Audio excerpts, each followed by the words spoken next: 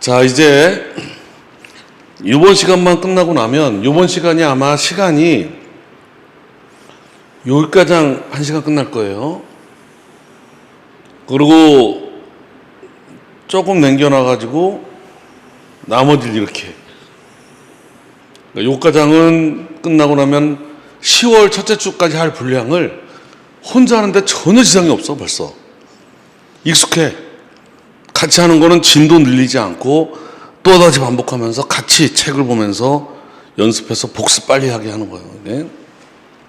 이제 좀 자세한 건 있겠지만 이걸 우리당창 그럼 여기만 한 달 안에 끝내도 절차만 이것도 벌써 상당히 익숙해요. 벌써 이거 도움될 만한 내용을 최대한 줄여서 예정이 5시인데 조금 한 20-30분 뒤에 쫓기지 않고 좀 쫓기더라도 더 말씀드릴게요. 뒤에 뭐 딱까지 그럼 여기까지 끝나는 건 지장이 없는데 여기 조금 더 혹시 이 제 수업을 계속 듣지 않는 분들을 위해서라도 여기 중요한 개념을 좀 설명드릴 필요가 있겠다.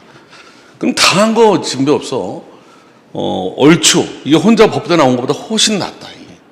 이게. 그러니까 전공 안 했다고 너무 주눅 들지 말고 지장이 없어요. 하는데 의식의 차이라 그랬어. 의식의 차이. 자, 당사자 이걸 말하는 거지. 원고피고. 자, 당사자가 누구냐? 자기 이름으로 이 권리보호를 요구하는 사람 원고, 그 상대방이 피고, 자기 이름으로 원고 이름으로 판결을 통한 권리보호 요구, 결정 명령이 아니라 판결해달라고 요구하는, 자기 이름으로 판결을 통한 권리보호를, 판결에 대한 권리보호를 요구하는 사람을 원고, 상대방을 피고로 한다. 1심에서는 원고 피고, 항소심에서는 항소인 피항소인, 상고심에서는 상고인 피상고인. 용어가 벌써 재심에서는 재심 원고, 재심 피고. 저절로 반복되면서 익숙해져요. 용어가 안 쓰는 용어지만. 그래서 한동안 원천이 형성될 때까지는 쓰는 거에 욕심내지 말고 집중을 해라. 저절로 써진다. 말이 터지면 글이 저절로 써지는 거예요. 당사가 누군지를 확정하는 게 문제가 돼. 첫 번째, 이 사건, 실제 제기된 이 사건, 지금 현실적으로 걸려있는 사건에서 누가 원고고 누가 피고냐를 정하는 것. 당사자가 누구냐. 이 당사자가 이제 소송에 관여할 자가 되고 소장도 받게 되고 판결 명인이 되고 얘를 기준으로 인적 재판적 피고 주소지 이런 걸 따지게 되고 재척 사유 따지게 되고 소송 사망하면 승계할 사람이 누구냐, 송달, 소송물의 동일성, 기판력, 집행력의 주관적 범위, 당사자한테 미치니까 증인 능력, 당사자는 증인 능력이 없어요. 제3자가 증인이야. 또 당사자 능력이 있는지 적격자인지를 판단하기 전에 확정이 전제돼야 된다. 이게 안 보고 연락하지 말고 확정 개념을 좀 아는 다음에 확정이 중요한 거예요. 지금부터. 자, 어떻게 정할 거냐? 학설이 예전부터 원고나 법원의 의사로 따라 정하자는 견해, 실제 행동한 사람을 기준으로 정하자는 견해, 이건 나중에 공부할 때 나오는 거고, 지금 통설 판례는 소장에 적혀있는 원고 피고의 표시 이를 기준으로 하되 소장의 당사자 표시만 보지 말고 청구원인 기타 전체적인 소장 내용을 기준으로 그 표시된 걸 가지고 당사를 정해야 된다는 소리다. 이게 이제 통설 판례야. 그럼 거기 적힌 사람이 피고다. 엉뚱한 놈이 행동을 했어도 이렇게 여기에 원고 피고로 적힌 사람. 그래서 당사자란, 아까 왜 공부할 때 당사자란 소장 볼 때 그냥 보지 말라니까. 당사자란 여기 원고 피고 적힌 애가 원고 피고요. 근데 요 당사자란만 보지 말고 청구 취지, 청구 원인 이런 데 봐서 이게 오타가 있을 수 있으니까 전체적인 소장 표시된 걸 기준으로 정하자. 여기도 써 있잖아요. 여기도. 오타 한다 보니까 앞뒤가 이름이 틀린 경우도 있고 막 그렇다니까. 이게 왜 문제가 됐냐면 이걸 갖서 이건 그렇게 놓고 이 정해진 범위 내에서 표시 정정은 가능하다는 거예요. 표시 정정. 그게 뭐냐면 이렇게 당사를 정해놓고 이게 동일성을 해치지 않는 범위 내에서 고치는 거는 가능하다. 정정이죠, 정정.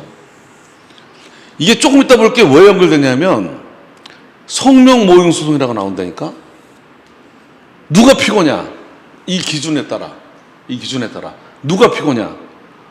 실제로 재판 행동안에가 다를 경우에 누가 피고냐? 이게 문제가 안 될 것 같은데도 가끔 보면 이게 참 재판이 웃기다니까. 재판하는 날 판사가 원고 피고를 불러서 나오는데 원고 피고를 앉혀놓고 신분증을 열게 해서 확인하는 게 아니에요. 확인을 안 해. 열에 한 명 하는 경우도 있지만 대부분 안 한다고. 그러니까 이제 피고를 김갑동 불렀는데 김갑동 본인이 안 오고 딴 사람이 와서 네 그러면 판사는 그런 줄 아는 거야. 이게 황당한 일이 벌어진다니까. 동생이 형 카드를 써버렸어. 몰래. 카드에서 독촉장이 날라왔어. 소송이 날라왔어.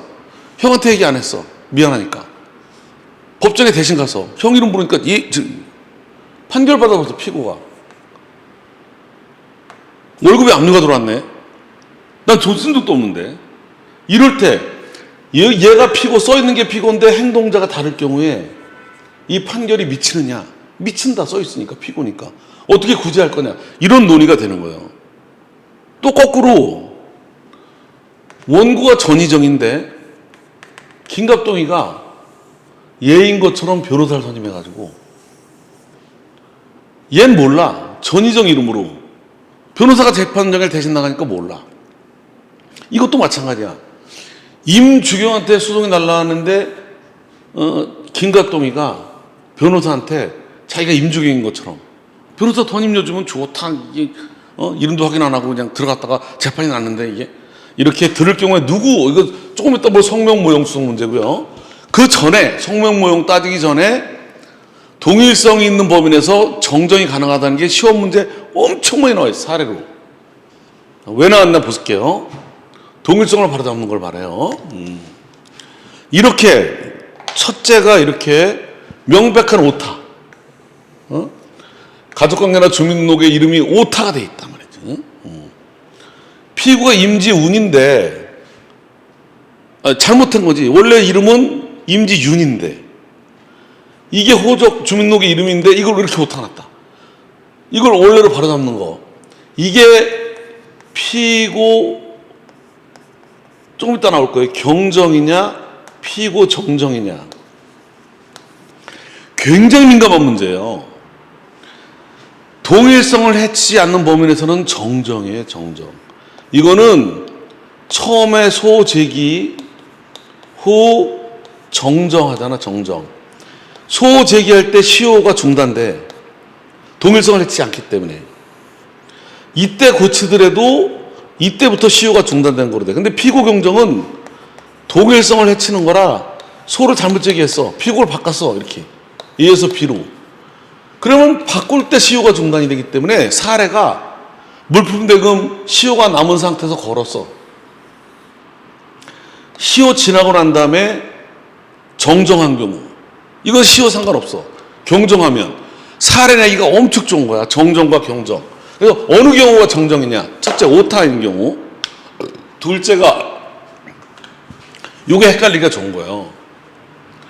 명백하게 당사자 부적격이나 무능력자. 예를 들면 이거예요. 피고가 종로분식은 피고가 될 수 없잖아. 주인이 피고가 돼야지 이렇게.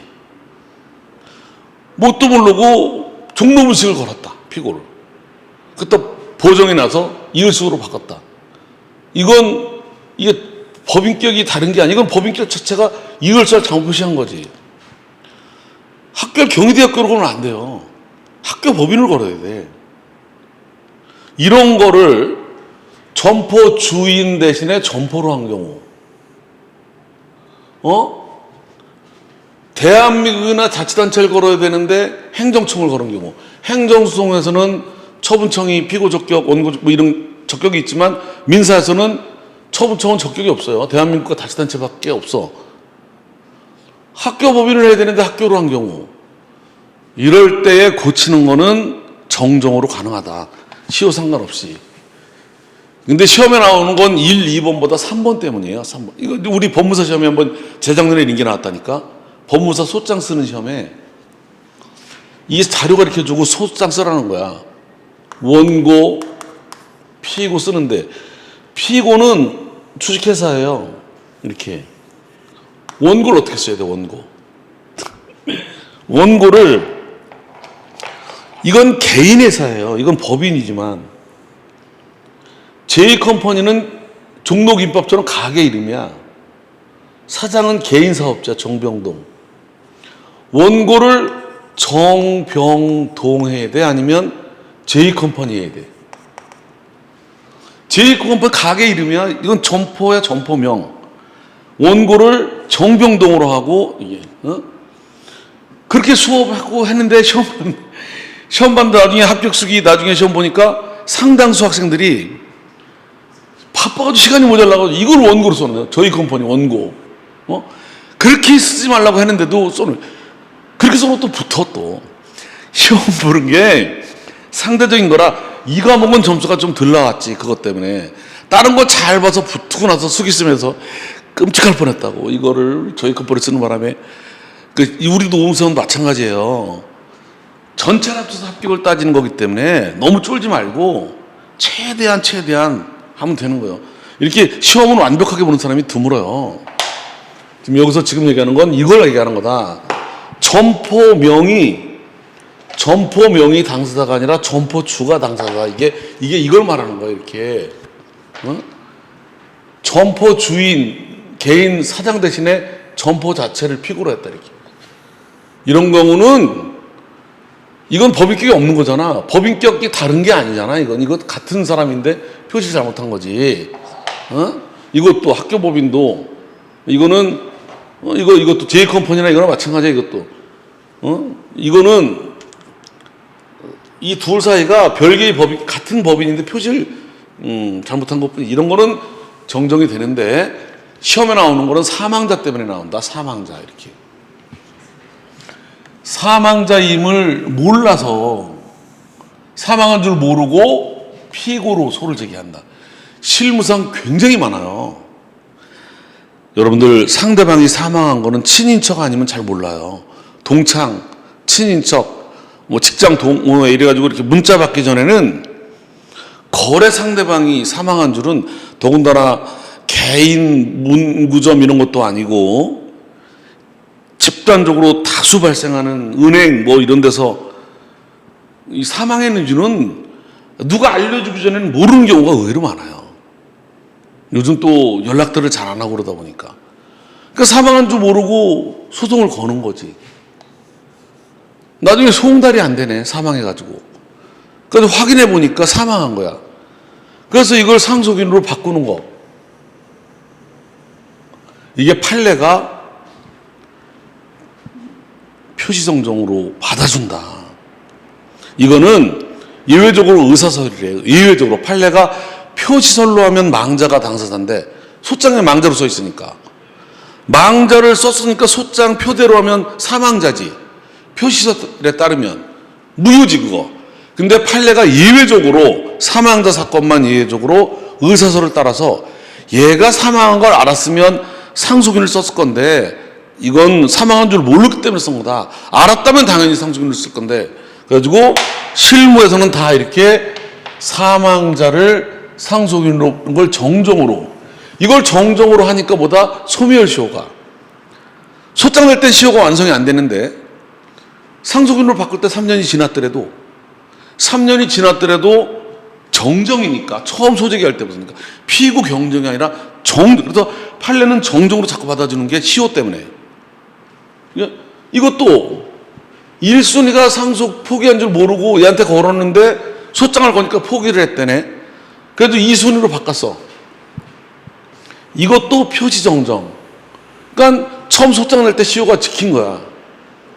심지어 판례가 피고 표시 정정으로 해야 되는데 사망 사건이기 때문에 정정으로 되는데 자기가 잘못해서 피고 경정으로 해서 법원에 서류를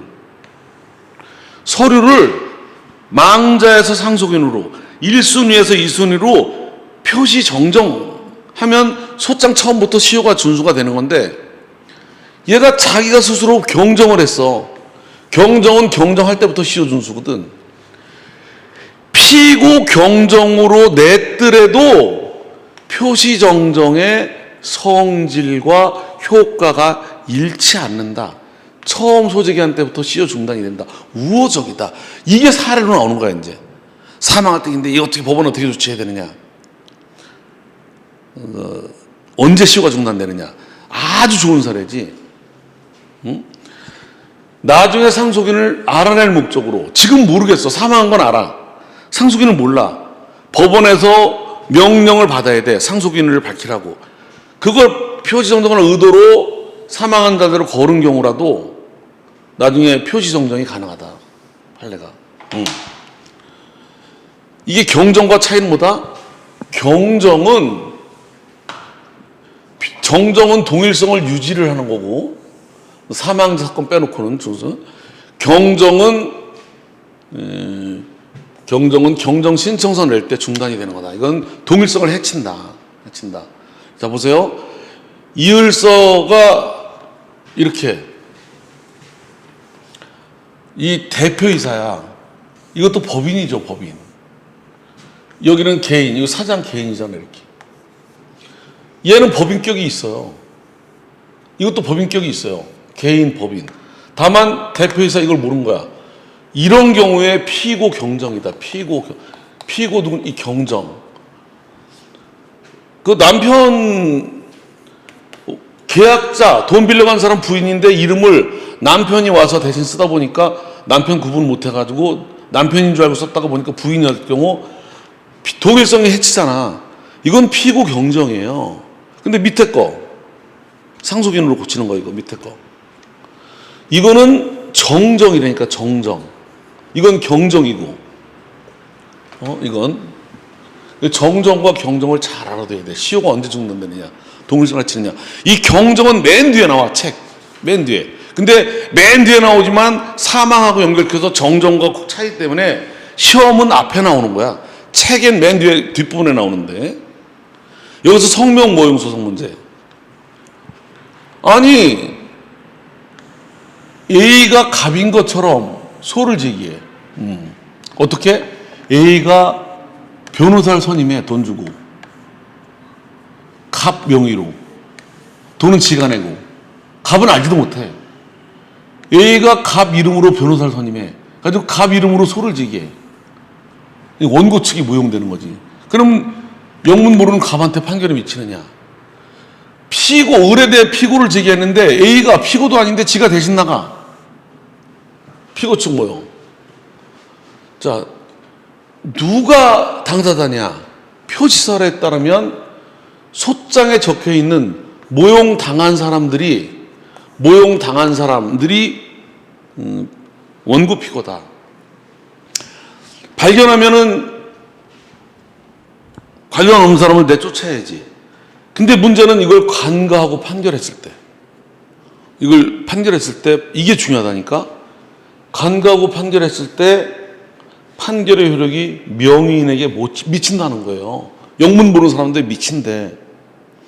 그래서 이럴 때 구제 방법을 쓰는 게 답안지예요. 구제 방법은 피모용자는 자기도 모르게 자기가 재판받았잖아. 나로부터 허락받지 않은 다른 사람이 나 모르게. 마치 뭐다? 무권대리인이 나에게로부터 위임받지 않은 영문 모르는 애가 나를 흉내낸 거니까 무권대리인이 행사한 것처럼 확정 전이면 상소, 확정 후에는 재심이 가능하다는 거예요. 판례가. 이걸 전제로 공부하게 돼요. 이거 중요한 예상 문제 중에 하나예요. 이 정도 쓰면 거의 다 쓴 거야. 알면. 확정 전이면 상소, 확정 후에도 재심도 가능하다. 여러 가지 사례가 비슷한 사례들이 있어요. 그래서 사망자 상대소송은 시험에 우리나라에서 제일 많이 나왔어. 민사소송법 시험 중에 사망자 소송이 제일 많이 나왔다. 왜? 사망자를 모르고 재판하다 보니까. 소 제기 전에 모르는 경우도 있고요. 재판 중에도 모르는 경우가 있어. 왜? 법정에 안 나와. 그러면 판사가 어떻게 할 거야? 할 말이 없어서 안 나오나? 포기했나? 이래 생각하지. 집이 전화 걸어가지고 아, 살아계시구나 라고 재판할 수 있는 게 아니야. 이 시스템이 그렇다니까. 재판하거나 가압류하거나 뭐 할 때 상대방이 살아있는지를 확인하고 재판할 수 있는 시스템이 아니야. 근데 판결은 망자 쌍방 대립이 안 되기 때문에 망자 이 소재기는 무효래. 이게 판례가 망자 이름으로 설자는 망자 이름으로 쓰는 건 부조법 각하해야 된다. 각하 당사 대립 구조 원고 피고 이루어질 수 없기 때문에 이걸 깜빡하고 얘가 우편물을 받고 답변서 안 나가지고 이겼네. 확정돼도 이건 무효래. 무효. 아무것도 안 생긴데 당연 무효래. 당연 무효. 재심 대상도 안 된대. 재심은 판결이 유효한데 중대한 하자가 있을 때지. 이건 재심할 만한 것도 아니고 무효래. 무효. 실제로 이런 일이 종종 벌어지는 이유가 왜 그렇다? 법원에서 소송받으라고 우편물이 갔는데 사망한 사람한테 갔는데 사망한 사람 가족이 우편물 받으면서 돌아가셨습니다 라고 얘기하면 이런 일이 안 생겨요. 근데 집이 똑똑한 사람만 있는 게 아니야. 오락가락하는 노인도 있고 애들도 있고 우편물이 오다 보니까 정보식 모르고 받아놓고 그냥 무시해가지고 법원은 우편을 받았는데 답변서도 안 내고 법정도 안 나오고 그러니까 그냥 판결문이 나오는 경우가 가끔 있다니까. 다 무효다. 이거 무효. 판결 나도 무효다. 이게 대원칙이다. 소 제기 전의 사망은 무효다. 다만 뭐는 가능하다? 이걸 발견했을 때 표시 정정은 가능하다. 상속인으로. 표시 정정을 안 하면 무효다. 원칙이. 무효다. 이것도 무효래요. 소송 계속 전에, 송달 전에 사망도 똑같대요, 이게. 다만 하나 예외가 뭐냐면 이거예요. 사망하기 전에 소송 대리인을 선임했다면 소장이 날라왔어요. 피고가 답변서를 내야 되는데 답변서를 내려고 변호사한테 맡겼어. 아, 이거 답변서 좀 내주세요. 맡겼어. 그리고 사망한 거는 원래 뒤에 보면 사망하더라도 대리인이 있으면 중단이 안 되기, 소멸하지 않기 때문에 대리인에게 위임한 뒤에 사망한 경우는 모르고 망자로 재판했더라도 적부하대요. 첫째가 뭐다?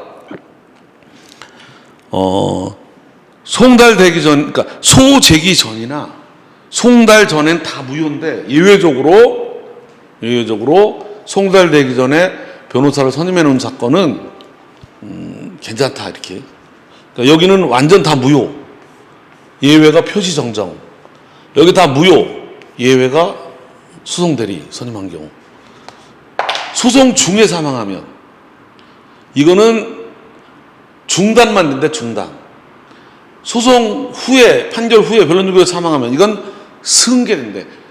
변론 종결로 승계인가도 판결 효력이 상속인한테 미친다고. 무효가 아니고 승계되고 이건 중단이고. 이렇게. 이거 승계된다. 승계된다. 이런 것들을 공부하게 되는 거예요. 자, 이걸 여기가 좀 의외로 취업 범위가 여기 많죠. 그래서 이렇게. 여기서부터는 또 얼마 없어요. 여기서부터는 능력 볼게요. 당사자 능력을 보자고. 능력. 이게 21년도에 나왔어요. 3년 전에. 능력 설명하세요. 그러니까 이제 이게 최근에 나오긴 쉽지 않지만 그래도 해놔야 돼. 능력은 아까 잠깐 봤잖아. 벌써 익숙해져 있어. 아까 봤기 때문에. 소송의 주체, 원고나 피고가 될 수 있는 일반적인 능력을 말한다. 자, 이거는 특정 사건에서 적격. 아까 이혼 사건에서 누가 원고 피고가 돼야 되느냐. 말소 등기 사건에서 누굴 피고로 해야 되느냐. 이거랑 다르다. 누구나 능력이 있는 거 문제니까. 또 누가 당사자인지 확정 문제하고 다르다. 그래서 법에 이렇게 돼 있다. 누가 당사자 능력자냐? 당사자 능력에 대해서는 민법 그 밖의 법률에 따른다. 따라서 민법상 권리 능력자는 당연히 당사자 능력도 간다. 그래서 민법상 권리 능력자가 자연인과 법인은 당연히 당사자 능력이 있다. 언급이 크게 되지 않아요. 다만 여기서 문제가 되는 건 굳이 깊이 보면 언제부터 자연인이냐? 출생 시점. 언제부터냐? 민법은 전부 노출설. 그런 걸 따져. 그 다음에 사망하면 없어지지. 법인은 해산, 청산 등기가 돼 있어도 채권 채무가 남아있으면 살아있는 거다. 이런 것만 지엽적으로 얘기되고 약간 자연인 법인이지. 시험 문제는 이게 나오는 거니까. 그러니까. 민법상으로는 권리 능력이 없는 법인 아닌 사단체단. 민법상 법인이 되려면 법인 등기를 해야 돼. 근데 단체 실체는 갖췄지만 법인 등기를 안 한 거. 이걸 법인이 아닌 사단체단. 시험 문제가 많이 나오지. 이게 나오면 역과당 연결시켜야 돼. 조합. 그래서 이렇게 법인 되려면 설립 등기를 해야 되는데 설립 등기를 하지 않아서 실체는 있지만 등기 안 한 게 법인 아닌 사단체단이다. 되게 많아요, 우리나라에. 왠 줄 알아요? 이게 주식회사와 달리 사단법인이나 재단법인은 주무관청에서 허가를 받아야 돼, 허가. 허가가 되게 까다로워요. 제가 법무사다 보니까 이 과목을 책을 쓰고 강의를 한 15년 했다니까. 허가 받기 되게 까다로워. 왜 어려운 줄 알아요? 허가를 주무관청에서 해주는데 이 주무관청 담당자들이 법을 너무 몰라.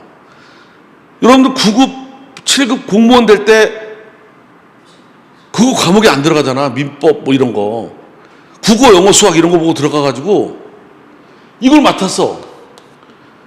그러면 이제 사단법인이면 사람이 2명 이상이면 되는 거 아니야? 어? 내부적으로 100명 이상 있어야 된다. 이게 어디 나와 이게? 2사람 이상이면 되는 거지. 그래서 100명 이상 만들기가 어려우니까 막 이제 가짜로 이름을 넣으니까 전화해봐 또 전화. 이거 되게 의심을 많이 해가지고 무슨 큰 혜택 주는 것처럼 굉장히 까다로워가지고 지쳐. 안 해버려. 의외로 많아 이게 까다로워. 재단법인 재산 뭐 5억 이상 있어야 된다, 뭐 50억 있어야 된다, 막 가지고 굉장히 왜 얘들이 안 해본 걸 하려다 보니까 이 허가 주무관청에서 담당 직원이 따로 있으면 괜찮은데 과마다 담당자가 따로 있어. 과마다. 무슨 뭐 헐리펄래요? 노인복지 할래요? 관광 할래요? 문화 할래요? 그래가지고 가면 얘가 맡은 지 얼마 안 돼. 한 1, 2년 있다 가 딴 데로. 있는 동안에 들어오면 안 해봤던 거 하려니까 그냥 굉장히 걱정을 하고 막 마을 싸우고 막 부정적으로 이 가짜가 아닌가 막 그러니까 피곤해가지고 실체를 갖추 있지만 등기 안 한 게 의외로 많아요.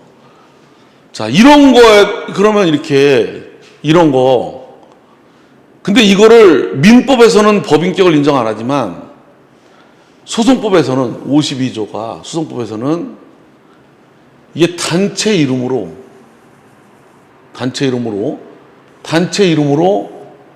당사자 원고표가 될 수 있도록 해서 당사자 능력을 인정하고 있어요. 소송 능력을. 이거를 형식적 당사자 능력자. 진짜 법인은 실질적 당사자 능력자고 형식적 능력자. 왜 그러냐? 왜? 이거예요. 법인 아닌 사단에 대해서 민법처럼 실체법, 민법처럼 주체성을 부인한다면 소송을 어떻게 돼? 분쟁이 생겼을 때 단체를 상대로 소제기하는 사람은 단체 명의로 재판을 못하니까 법인이 아니니까 단체 구성원 전원을 피고로 해야 돼. 이 단체 사건, 이 총유 재산 사건은 이 비법인 단체, 종중 이런 단체 소송 사건은 단체 명의로 하든지 전원이 해야 돼. 전원 말이 그렇지. 여러분들 종중 생각해봐요. 시조가 임진왜란 내란 때 시조다. 그 임진왜란 때 후예가 어디가 있는지 지금 어떻게 알아? 전원을 어떻게 피고를 해? 식구들도 전원은 연락이 안 되는 데가 많아, 연락이.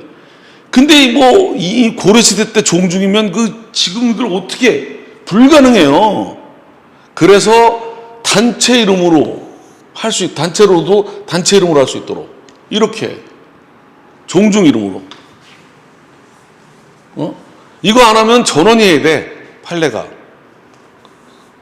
단체 이름으로 할 수 있도록 당사 능력을 이렇게 소송법은 실체법과 달리 법인 아닌 사단재단도 그런 대표자가 있을 때는 당사 능력을 인정해서 단체 이름으로 간단하게 원피고가 될 수 있도록.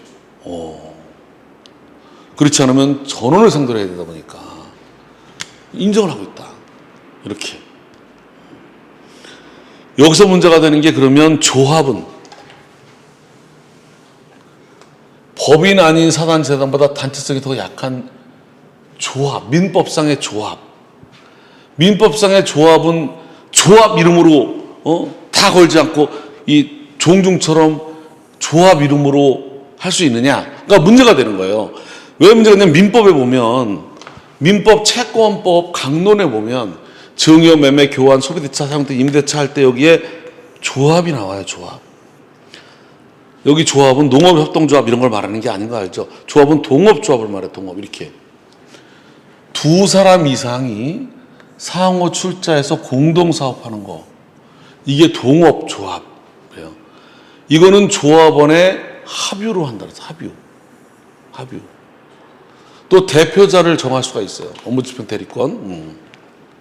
여기서 이 조합에 인정할 거냐. 그래서 여러분들 이 조합 합유죠. 굉장히 중요해. 나중에 이 고유 필속 공동소송이라고 있어. 고유 필속 공동소송. 피고가 한 명도 빠지면 안 되는 거. 이 대표적인 사례가 두 가지야. 공유물 분할하고 동업조합. 시험에 나왔다 하면 조합다. 이게 동업조합원이 공동사업을 했다.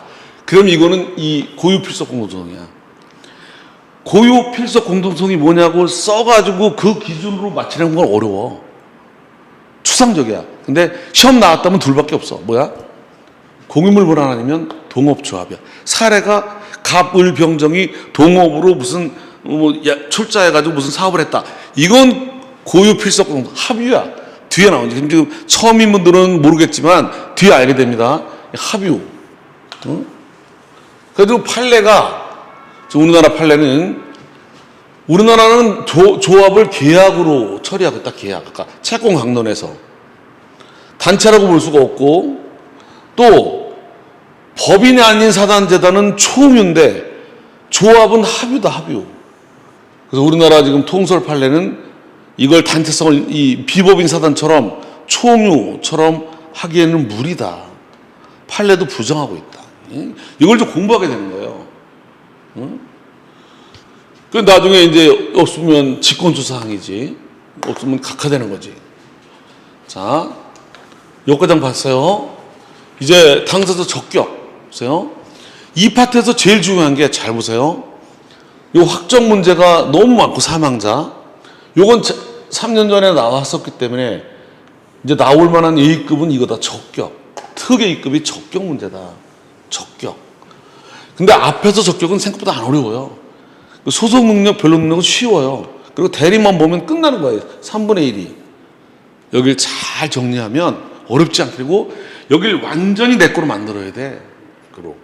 그래야 이제 요거만 하면 되는 거야, 여기. 요 절차만 잘 알고 나면 마지막으로 여기만 하면 돼, 여기. 이렇게.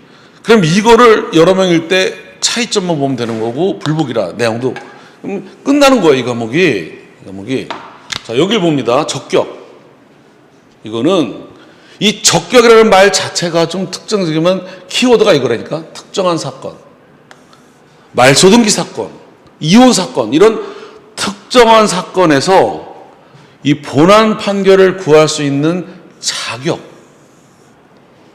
특정한 사건에 대한 뭐를 구할 수 있는 사상? 본안 판결, 본 재판을 구할 수 있는 자격, 그걸 적격자가 한다. 적격. 능력이 있더라도 그 사건과 무관하면 적격이 없어. 이걸 왜 인정하느냐? 이게 재판받다 아무 소용 없는 거라면 무의미한 소송이 되기 때문에 이렇게 이 무의미한 소송을 배제하기 위한 거다. 다른 말로 말하면 관련 없는 사건, 남의 사건에 함부로 나서지 마라. 민중소송을 막는 제도다. 이게 굉장히 의미가 있는 거예요. 적격 개념이. 그래서 적격자, 너 적격자인데 왜 남의 소송에 왜 나서? 이거예요. 적격. 그래서 이건 적격은 이렇게 따져요. 이렇게. 잘 보세요. 이게 왜 중요한지. 자, 이렇게 따진다니까. 노란 거랑 빨간 거. 대전제가 노란 거예요. 원칙이. 자기 사건에만 관여해라.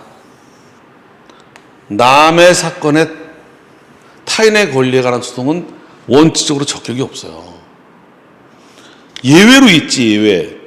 그래서 예외로 이걸 보게 되는 거야, 이제 예외. 그래서 원칙과 예외. 시험에 나오는 이게 많이 나와요, 예외가. 원칙을 먼저 보자고요. 원칙, 적격. 소송의 종류에 따라. 그리고 이거는 한 명도 빠지면 안 되는 소송이라서 이게 이제 이 필속 공소송이 나중에 나오는데 이게 소송이 이따 요거 설명할 때 말씀드릴게요. 이행해소부터 볼게요. 이행해소. 적격은 쉬워요. 이건 뭐냐면 이렇게 그냥 자기에게 이행 청구권, 이 이행해소가 이행 청구권 아니에요. 이행 청구권. 이행 청구권이 있다고 주장만 하면은 원고 적격이 인정이 돼. 예로부터 의무자로 주장만 되면 피고 적격이 인정이 돼. 이게 실제로 청구권이 있는 일을 가지고 안 하고 실제 청구권이 있는지 없는지 따지지 않고 요게 중요해. 주장 자체만 가지고 주장 자체로 내 거다 그러면 원고 적격 인정. 너다 그러면 네가 피고 적격 인정. 주장 자체로 실제 권리자가 아니라 실제로 청구권자나 의무자를 요하지 않고 그냥 주장 자체 답안지 쓰면 요게 빠지면 안 되는 주장 자체로.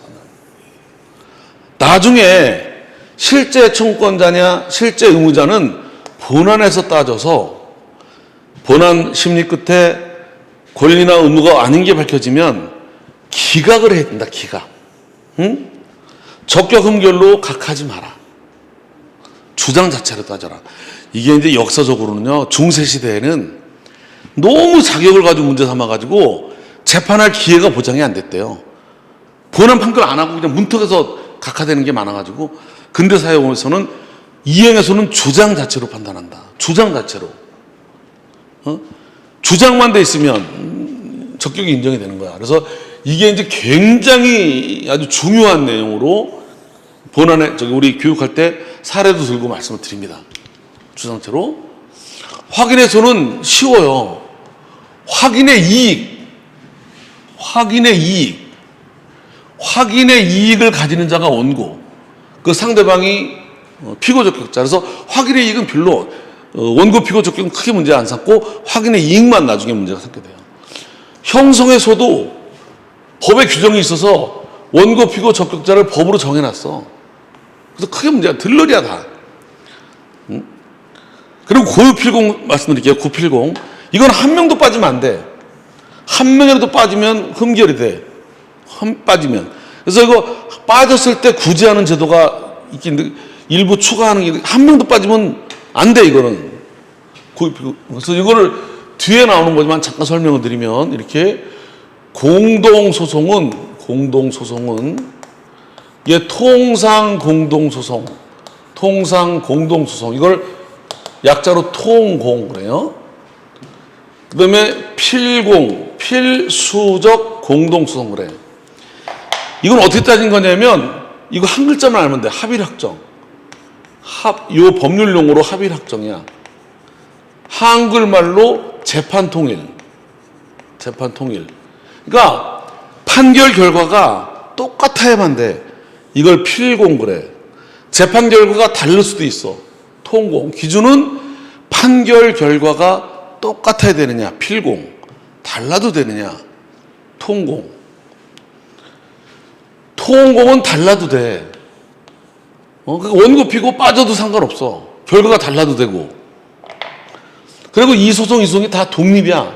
이거 따로따로도 할 수 있는 게 우연히 겹쳐졌기 때문에 이 재판한 게 이게 영향을 여기 서로들 안 미쳐. 통공. 근데 필공은 결과가 같아야 되기 때문에 결과가 틀리면 안 돼. 여긴 다시 구가 나뉘어. 고유 필수적 공동소송과 유사 필수적 공동소송. 둘 다 결과는 똑같아야 되는데 고유 필수적 공동소송은 소송 공동이 강제돼. 그러니까 한 명도 빠지면 안 되고 결과도 똑같아야 돼. 이거는 공동으로 안 해도 돼. 이 여러 명이 한 명도 빠지면 안 되면 안 되는 게 아니라 일부 빠져도 돼. 근데 결과만 같으면 돼. 그래서 이거는 일부 취하가 돼. 소일부 취하가 돼. 이건 일부 취하가 안 돼. 한 명도 빠지면 안 되니까. 자, 그래서 이 고유필공, 여기 고유필공에서는 뒤에 나오는 거 뒤에 공동으로 원고 피고가 돼야 되기 때문에 한 명도 빠지면 적격 흠결로 부적합하게 된다. 이거만 알면 돼요. 앞에서는. 이 공동소송은 저 뒤에 나오니까. 이게 필공 중에도 고유필공이다. 이게 고유필공. 유사필공은 결과만 같으면 되는 거. 결과 같은 걸 필수 공동소송인데 소송 공동도 강제되는 거. 그래서 이거는 되게 어때 그러냐면 여러분들이 알지 모르겠지만 주총 결의 무효확인 이런 거는 이사 감사 주주가 제기할 수 있다 이렇게 돼 있다고. 그러면 이사 감사 주주 셋이 제기해도 되고 둘만 제기해도 되고 이렇게 제기해도 돼. 근데 결과는 다 똑같아야 돼. 한 명도 빠지면 안 되는 게 아니라. 근데 고유필공은 한 명도 빠지면 안 돼. 그래서 나중에 고유필공은 저 중요한 거로 사례를 알게 되는데 어느 사건이 고유필공이냐. 두 가지만 알면 된다니까. 이론상으로는 관리처분권이 귀속되느냐를 가지고 한다고 하는데 실제 사례 풀려면 두 가지만 알면 돼. 첫째가 제일 많이 나오는 게 바로 동업조합. 방금 전에 본 거. 종업조합. 사례가 A, B, C, D 또는 갑을병정이 동업약정을 맺고 돈을 빌렸다. 그러면 동업이기 때문에 한 명도 빠지면 안 돼. 이거. 합유. 또 하나가 지금 방금 전에 본 공유물 분할 청구. 한 명도 빠지면 안 돼. 근데 공유물 분할 청구는 앞에 형식적 형성에서는 공유물 분할 청구가 제일 중요하고 사례 풀 때는 이게 제일 중요해. 동업. 사례가 동업으로 나와. 동업으로 나오면. 자, 이게 원칙적인 적격 문제라면 이거 남의 건 나서지 마라. 시험에 나왔다면 이게 나올 가능성이 많지. 근데 이게 많이 나왔어. 그래서 이것도 꼭 중요한 거고. 원칙이니까. 노무사한테 어려운 걸 물어본다기보다 기본적이고 원칙인 걸 물어보니까 이게 나올 가능성은 꼭 안 되고 쉬우니까. 여길 제3자 소송 담당 이론상으로는 남의 사건에 소송을 대신 맡았어? 이건 예외적인 거야. 그래서 여기를 이렇게 보세요. 이게 제3자 소송 담당이 이제 여기 보세요. 끄트머리에서는 이게 마지막 개념이에요. 자, 그다음부터 소송 능력 이런 거밖에 아니니까. 잘 보세요. 요걸 보면 여기서도 말 잘하는데 권리 주인이 아닌 제3자가 이 개념이 관리처분권, 요 네 글자 관리처분권만 하면 돼. 관리처분권을 갖기 때문에 걔가 적격자가 돼서 나서는 거다. 이걸 제3자가 권리 주인도 아닌데 소송을 제기할 수 있는 관리처분권을 인정이 돼서 나서는 거다. 자, 이게 다른 사람의 권리관계에 관해서 소송을 수행하니까 대리인하고 비슷하지만 큰 차이가 있다. 이 사람은 제3자 소송 담당은 남의 권리를 자기 이름으로 소송을 수행한다. 다른 사람 이름으로 소송하는 다르다. 이거 보세요. 이 대리인 변호사는 남의 이름으로 남의 사건을 대신 재판하는 거고 이 김갑동이는 지 것도 아니고 남의 권리인데 지 이름으로 이렇게 남의 권리인데 지가 원고가 돼버려. 피고가 되고, 이게 큰 차이예요. 남의 건데 지가 원고가 돼버려. 그래서 말 그대로 제3자가 소송을 담당한다. 이거가 어렵게 느껴지고 당사자에서 계속 저 기판료까지도 연결을 주는 개념, 어렵게. 대표적인 게 이거예요. 자, 이거 보세요. 이렇게 법이 정한 게 있어. 법이 권리관계 주인도 아닌데 제3자가 이렇게 법에 따라 관리처분권을 가져서 당사 원고 피고가 되는 거다. 여기엔 다시 세 가지가 있어요.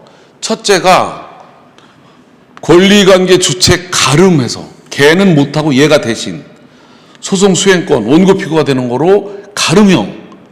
이 대표적인 게 파산관제인하고 추심명령. 요게 아주 중요하고, 물론 노무사는 이 집행법까지 안 가지만 그래도 여긴 알아둬야 돼요. 파산관제인이 되면요, 파산 채무자, 파산자, 파산자는 완전 무능력자가 되고 모든 걸 얘가 해야 돼요. 얘가 이렇게 원고가 누구 파산자 누구의 관제인 김갑동이 된다고. 자, 그럼 원고가 누구냐? 파산자 누구는 원고가 아니고 얘가 원고예요. 관제인이. 얘 가름이야. 그래서 관할을 따질 때 얘 주소를 따져. 재척도 깊이도 얘가 원고야. 얘는 원고가 아니야. 오, 조심스러운 거예요. 추심명령이 특히 무서워요. 추심명령이 뭔지를 좀 알아야 되겠지. 추심명령은 여기 채무자가 있고 제3채무자가 있을 때 채권이 있단 말이지. 이걸 내가 얘한테 채권자로서 어떤 판결이나 지급명령을 받았어. 근데 돈을 안 줘. 얘 예금이 있어. 이걸 압류추심을 해. 압류추심을 하면 얘가 추심권자가 되고, 추심권자. 이 추심명령을 받아버리면 이제 이 제3채무자한테 돈 받을 권리는 모든 걸 얘한테 넘어온대. 추심권자한테. 그래가지고 얘만 돈 달라고 얘기할 권리가 있고, 얘는 관리처분권이 없어서 얘가 지 거라고 재판이 들어가면 추심명령이 나는데 들어가면 이걸 각하한대. 각하. 적격이 없어서. 이걸 가름형. 그래서 실제 책엔 더 많이 나오지만 난 꼭 이렇게 관제인과 추심명령을 받은 추심채권자가 가름이다. 이건 채무자는 할 수가 없어요. 근데 시험 문제, 민소법 시험 문제로 나오는 건 바로 이거예요. 이거 권리관계 주체와 병존해서 걔도 권리 행사할 수 있고 나도 할 수 있고, 이게 병존형으로 이게 대표적인 게 바로 채권자 대의권. 시험 문제 엄청 많이 나오는 게 바로 제일 많이 나오는 것 중에 하나가 채권자 대의다. 채무자가 제3채무자한테 어떤 채권이 있는데 난 얘한테 채권이 있고 이걸 받기 위해서 이걸 대신하는 거. 이거는 걔도 되고 나도 대신해야 되고 병존형이다. 그럼 얘가 이 대신할 권리가 왜 생겼어? 민법에서 자기 채권을 보존하려고 남의 권리를 대신 행사할 수 있는 권리를 법이 인정했기 때문에, 법이 얘가 쟤 대신 네가 원고가 돼서 그 권리를 행사할 권리를 인정했다. 법이 인정했기 때문에 이걸 제3자 담당으로 보는 게 통설 판례라고. 나머지는 별 의미가 없으니까 넘겨서 이거예요. 채권자 대의권이란 채권자가 채권을 지키기 위해서 채무자에게 속하는 권리를 대신 행사할 수 있는 권리. 이런 소송을 대위소송으로 한다. 얘가 채무자가 있는데 이거를 얘가 소송할 걸 대신하는 거지. 대신. 그러니까 여기서 이제 제일 어려운 게 뭐냐면 이거예요. 나중에 공부하게 될 때 지금 시간이 다 돼가서 이제 미리 잠깐 말씀드리면, 이제 요건이 있어요. 요건이. 이걸 대신하려면 여기 채권이 존재해야 돼. 이걸 피보존 채권. 내가 채권이 있어야 돼. 있어야 되고 얘가 뭐 이걸 권리 행사 안 하고 있어야 돼.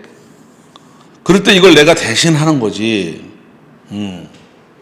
근데 중요한 건 이게 소속물이 노란 것만 소속물이래. 이거만. 이거만 소속물이래. 소속물이 하나야. 그러니까 얘가 제기할 거를 내가 대신하는 거지. 소속물이 한 개다 보니까. 그러니까 이제 여기서 어떤 게 중요하냐면, 그럼 이런 것들은 이거 권리가 있어야 되고, 이것들은 소속물이 아니고 소속 요건이래. 요건. 이런 요건이 있을 때만 법이 대신하는 걸 허락했대. 그래서 이런 요건이 없어지면, 채권도 없는데 대신 행사했다. 그러면 이 대신 행사한 거는 요건 흥결로 각하라는 거야. 각하. 그래서 어떤 문제가 제기된다? 이렇게 그림 보면 좀 이게 자꾸 문제가 되는 게, 소속물은 이거 하나래. 이거 하나. 소속물이 하나야. 하나다 보니까 이걸 내가 대신 이거를 행사하고 있는데 얘가 제기하면, 하나를 내가 하고 있는데 얘가 제기하면 중복소속 문제가 되는 거야. 또 이걸 얘가 제기하는데 얘가 또 제기하면, 하나뿐인 걸 얘가 하는데 또 하면 이 둘 사이에도 중복소속이 문제가 되는 거예요. 왜? 소속물이 이거 하나다 보니까 이걸 얘가 하는데 얘가 할 때, 얘가 하는데 얘가 하거나, 또 판결력도 얘가 받은 판결이 얘한테 미치느냐, 얘가 받은 게 미치느냐. 왜? 소속물 한 개를 대신한 거다 보니까, 소속물이 한 개다 보니까.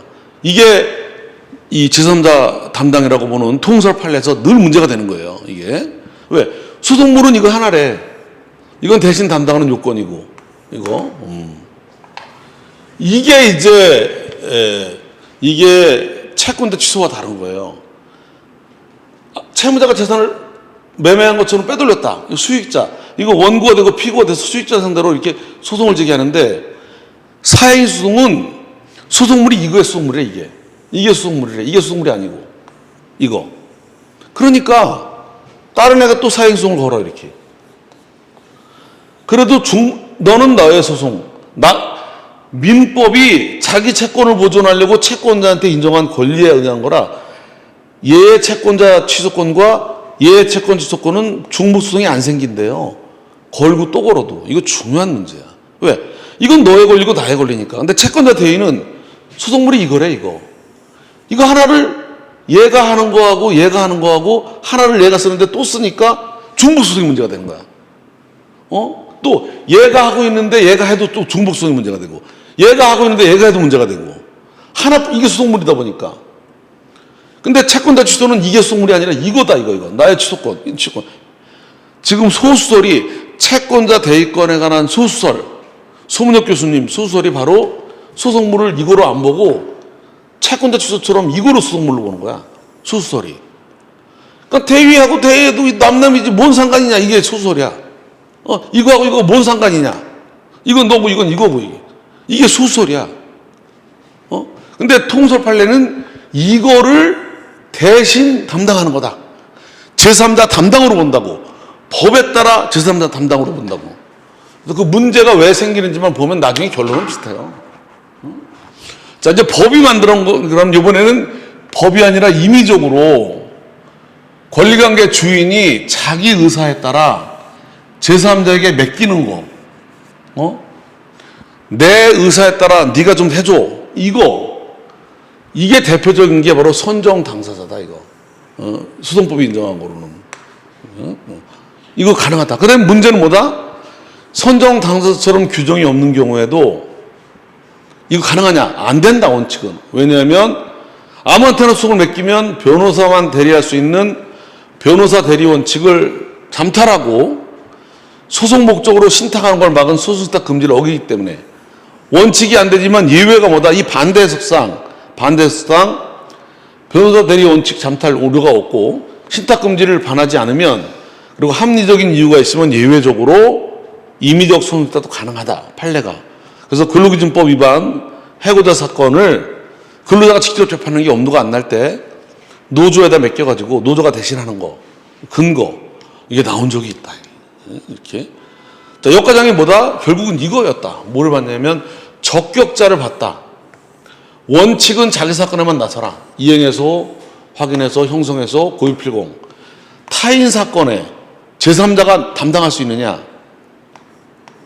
법이 인정한 거, 법정 소송 담당에 가름형과 병 전형의 대의가 있고, 임의적으로 준 거, 임의적 수송 준 거로 선정 당사가 있고, 그 취지 본 거 있고, 이렇게 언급되면 끝이고, 이게 다예요. 이렇게 결론이 어렵진 않아요. 이게 사례가 많지도 않고, 이건 적으로. 자, 여기까지 보면 됐고요. 자, 이제 끄트머리 잠깐 보고 마지막 시간은 더 의미 있는, 지금은 여기까지 하는 상세하게 그래도 말이 워밍업이지, 한 달치 분량, 10월 30% 분량은 상당히 어쩌면은 이래독한 것처럼 깊이 있게 봤어요. 그리고 첫 시간에 역과장 받고, 이 판결의 종류, 상소, 하항고, 뭐 준재심, 재심 이런 거를 워밍업을 했고, 여기는 좀 세부적으로 해놔서 여기 30%까지 공부하는 거는 뭐 혼자 해도 어려움이 없을 수 있도록. 자, 여기는 조금만 더 보면 되고, 나머지 시간은 소송해가지고 좀 큰 테마 몇 가지를 보아서 전체를 보는데 도움이 되도록. 자, 마지막 시간은 여기 조금만 더, 한 10분만, 한 5분, 10분만 더 보면, 소송 능력은, 그러니까 당사자로서 유효하게 소송 행위를 할 능력을 말하는 거죠. 이거는 누굴 보호하기 위한 거다? 민법처럼 권익을 제대로 옹호할 수 없는 그런 자를 보호하기 위한 거다. 민법에 따르기 때문에 소송 무능력자는, 제한능자는 미성년자, 피성년 의견인 얘는 원칙적으로 없죠. 문제는 여기서 이걸 알아둔 데가 어렵지 않아요. 이거는 소송 능력의 유무는 소송 행위의 유효권이다 이거죠. 행위. 자, 그리고 이걸 위반하면은 무효다, 무효. 요거와 다르다 이거. 요게 중요한 테마죠. 민법은 무능력자이가 취소거든, 취소. 소송법은 무효라고, 무효. 소송법에서는 취소가 없어요. 취소 소송은 있지만 소송행위를 민법처럼 취소가 없다. 이 취소는 뭐다? 무효와 취소의 차이점. 이건 그냥 무효고, 이거는 취소 의사표시를 해야 무효고 안 하면 유효고. 그러니까 소송법에서 이걸 인정하면 재판하다가 불리하면 취소하고 유리하면 가고, 불안해서 할 수가 없어요. 그래서 이 소송 절차 안정 때문에 무능력자 행위는 민법과 달리 무효다. 무효돼 추인할 수 있도록, 확정적인 무효가 아니라 유동적 무효라서 이제 얘가 권한 있는 자가 인정해버리면 유효하게 되는 거로 추인이 문제가 많이 된다.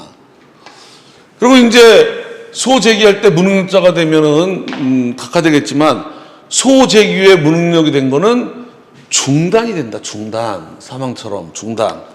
그리고 판결이 간과고 판결 났더라도 이거는 상소 사유가 되고 확정되는 재심 사유가 된다. 이런 걸 자꾸 이렇게, 이런 식으로 계속 공부하는 방법이 이런 식으로 전개하는 거구나. 조금만 익숙해지면 이까지 범위 내에서. 이건 더 문제가 안 돼요. 개념만 알면 될 정도로. 이거는 법원에 대한 관계에서 유효하게 변론을 하기 위한 능력. 왜냐면 그냥 법정에 사건도 많고 빨리빨리 해야 되는데 그냥 와서 엄한 소리 해대고 인생 얘기하고 있고 막 해치는 사람, 이렇게 소송의 원활 신속을 도모하는 거, 이거는 이 사람을 보호하기 위한 게 아니야. 이게 사법제도 건전 운영을 보호하는 거야. 그래서 이게 다른 거, 파란 글씨. 자기 이익을 옹호할 수 없는 사람을 보호하기 위한 소송 능력 제도하고 차이가 있다. 취지를 잘 이해해야 돼. 취지. 그래가지고 이제 너 더 이상 떠들지 마. 진술 금지 재판하고 변호사를 선임하도록 명령할 수 있고, 이런 걸 보는 거야. 그리고 이제 정 못하면 보조인을 둘 수 있도록. 내용도 쉬워요. 이걸 보는 거야. 여기까지 끝이에요. 남은 건 뭐잖아. 마지막 시간 남은 건 좀 쉬었다가 대리 파트 잠깐만 보고요. 전체 줄거리, 이제는 시간이 거의 다 돼서 마지막으로 이 앞에 부분은 걸쭉 끝났고요. 3분의 30%는 뒤 테마에서 중요한 테마 몇 군데를 도움이 될 만한 개념, 용어 설명을, 원리를 좀 설명해 주고, 그래서 전체적인 윤곽을 잡을 수 있도록 하려고 그래요. 좀 쉬었다가 마지막 하겠습니다. 마지막.